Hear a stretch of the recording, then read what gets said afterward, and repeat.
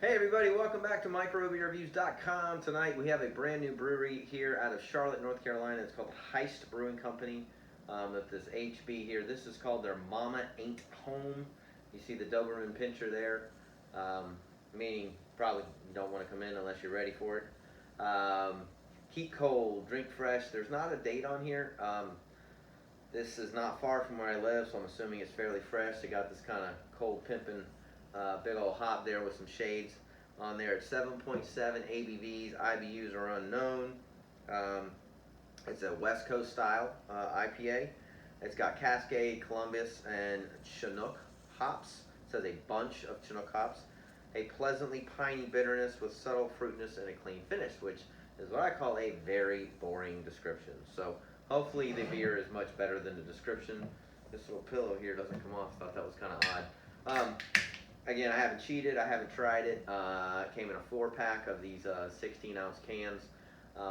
The mixture of hops, I anticipate this to be fairly malty. As you can see, it's already pouring fairly dark of a nice orange color. But when you're putting in Chinook, Columbus and Cascade, these are a lot more of the grassier, the pinier, as they describe it. A lot more of that kind of grainier type more herbal hops than your Citra Mosaics and your Simcoe. So as you can see in the glass, it's definitely orange. It's a little what I would call hazy. There's nothing residual floating around in there. Nice, really thick, frothy head on there. Smells very hop forward. It's got a nice kind of orange malty background to it. There's some breadiness to it, some caramel. It actually smells really good. So for those 3 hops blended in here, it's got a real nice texture to it. It's not one overpowering the other. You can definitely smell the Chinook and the Columbus in here. It smells great. It smells fresh, and it's got a nice little subtleness of some fruitiness coming out, maybe a little bit of lemon.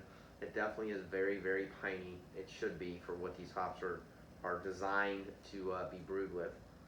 But again, there's definitely a pretty thick caramely backbone to it. So as we always say, cheers! Let's get into the glass and see what we have.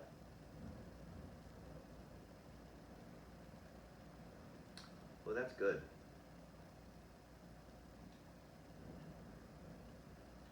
That's really good. It's very balanced. It's got a nice hop front character to it. It pops in your mouth. It's fresh. You can tell it's complex. It's more than one. It's medium bodied. It's got a nice sweet caramel to it. Maybe a little bit of toffee in there. Then it kind of pops at the end of your palate with that pininess that they talked about. It's very smooth in the finish, which for 7.7 IBUs, I would say, if I were to take a guess, are between 65 and 80. It's pretty high because it's very hop forward. But there's a good balance to it. It's not anything that's overpowering on one way or the other. It is a hop, excuse me, it's a very hopped beer, which it should be. I like the West Coast style kind of texture to it. I'd definitely buy this again. It's different. I mean, so much of the breweries are, just they stick to Simcoe and Mosaic and Citra, and there's a lot of floral notes to it. That is not what this beer is.